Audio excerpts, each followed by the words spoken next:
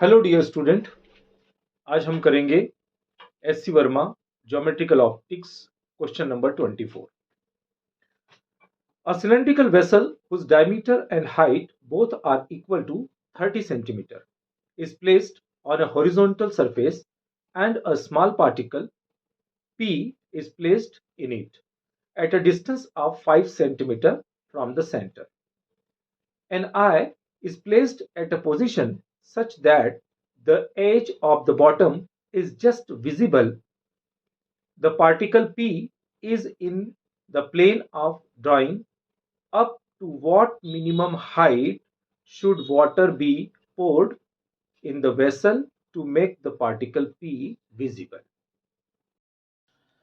चलिए हम क्वेश्चन को समझते हैं कि क्वेश्चन में क्या कहा गया है। क्वेश्चन में एक 30 सेंटीमीटर डायमीटर वाला एक सिलेंडर दिया हुआ है जिसकी हाइट 30 सेंटीमीटर। अब यहां पर इसके बेस पर एक पॉइंट है जिसका नाम P है। हमने इसका लेबलिंग P किया हुआ है।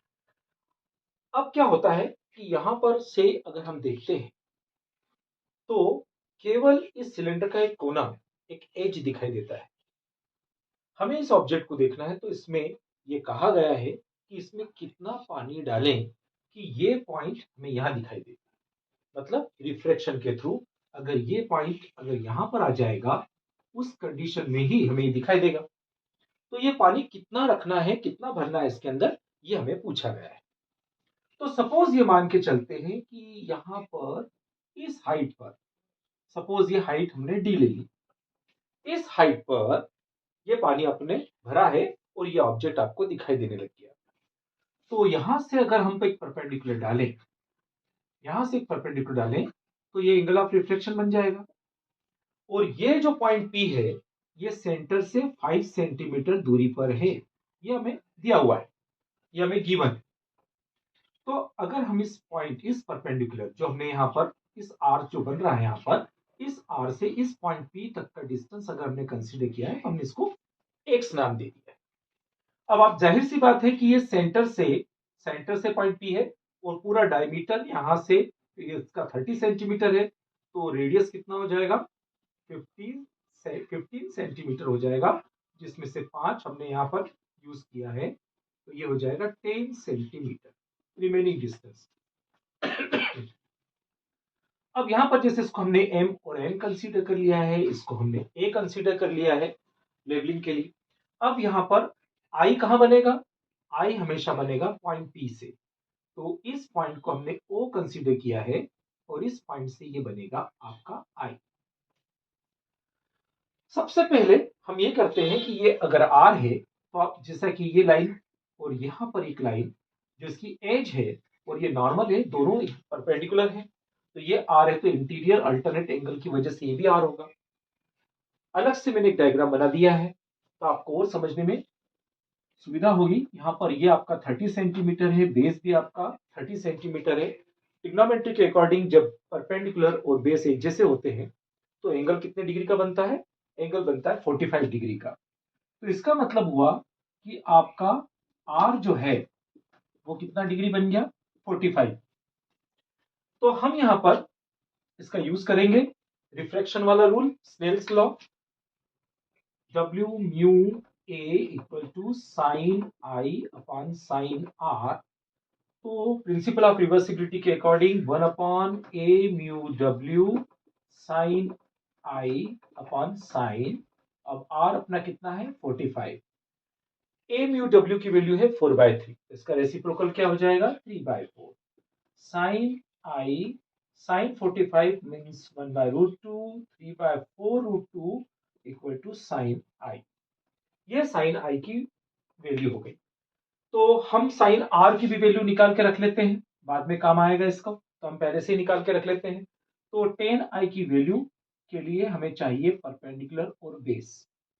तो आपका परपेंडिकुलर 3 है, हाइपोटेनियस 4√3 है। तो by using Pythagoras theorem 16 2 minus 9 equal to base means 32 minus 9 equal to base square means base equal to √23। इसका मतलब 10i इक्वल टू परपेंडिकुलर कितना है 3 और बेस अपना √23 बाय यूजिंग पाइथागोरस थ्योरम से हम इसका बेस निकाल लेंगे। 3 ये आपका परपेंडिकुलर है और ये आपका हाइपोटेन्यूस कितना है 4√3 h स्क्वायर मतलब 16 और 2 32 32 minus 9 equal to b square then b equal to √23 तो ये 10i की वैल्यू होगी। अब हम क्या करते हैं हम आते हैं ओ पी और एन की बात करते हैं। तो यहां पर ओपीएन में 10i की वैल्यू कितनी हो गई 10i की वैल्यू यहां तक का x है मतलब आपका परपेंडिकुलर x है और यहां से यहां तक का डिस्टेंस d है x बाय डी। एक और रिलेशन है भी हमारे पास यहां से यहां तक का ये r है वर्टिकली अपोजिट एंगल यानी ओ ए एन की बात कर रहा हूं जिसमें 10r की वैल्यू कितनी हो जाएगी 10r की वैल्यू यहां से यहां तक का यानी p से लेकर n तक का जो डिस्टेंस है वो x है और रिमेनिंग डिस्टेंस 10 है मतलब 10 plus x upon perpendicular base sorry d तो 10r की वैल्यू पहले ही 45 है तो ये हो जाएगा 10 plus x upon d means 10 45 means 1 मतलब d equal to 10 plus x then x can be written as d minus 10। अब 10i की वैल्यू ये भी है 10i की वैल्यू यहां पर दोनों को कंपेयर कर लेंगे तो अगले सेगमेंट में 3 by √23 equal to x by d और हमने d x की वैल्यू निकाल चुके हैं तो ये वैल्यू कितनी हो गई d माइनस 10 अपॉन डी। तो इसको सॉल्व कर लें 3d √23d और माइनस 10 √23 इसको सॉल्व कर लें तो आपकी d की वैल्यू आ जाएगी। तो d की वैल्यू कितनी है 26.7 सेंटीमीटर ये d की वैल्यू आ गई। उम्मीद है आपको सवाल समझ में आ गया होगा। ऐसे ही लगातार वीडियो और लिंक प्राप्त करने के लिए बेल आइकन को प्रेस कीजिए सब्सक्राइब कीजिए ताकि आपसे मुलाकात होती रहे। धन्यवाद।